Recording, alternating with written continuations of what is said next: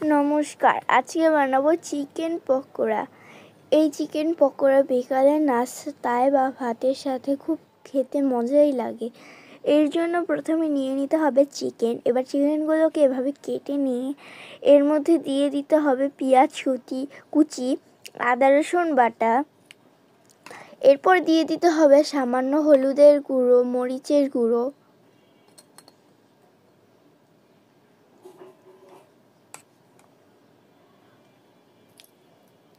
এবার দিয়ে দেব soya sauce দিয়ে দিতে হবে। এরপর দিয়ে দেব লবণ, ধনিয়ার গুঁড়ো, সামান্য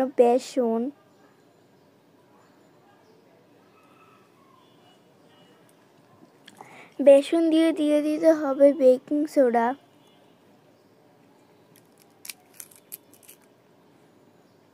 এবার দিয়ে দেব একটা ডিম।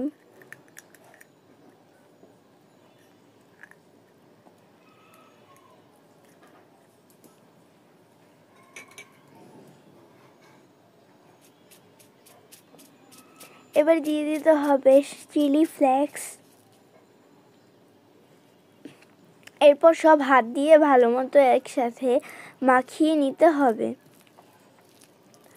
মাখিয়ে নিয়ে এবার যেন পুরো মশলাটা লেগে যায় চিকেনের সাথে, এরকমভাবে হাত দিয়ে খুব ভালো মতো একসাথে মাখিয়ে নেব।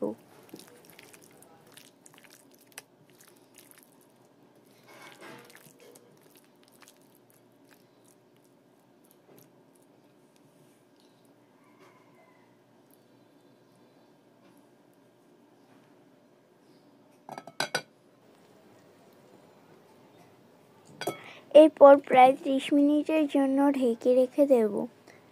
30 মিনিট পর কড়াইতে তেল দিয়ে এবার চিকেনগুলোকে খুব ভালো মতো একসাথে ভেজে নিতে হবে। চিকেনগুলোকে এবার তেলের মধ্যে খুব ভালো মতো ভেজে নেব।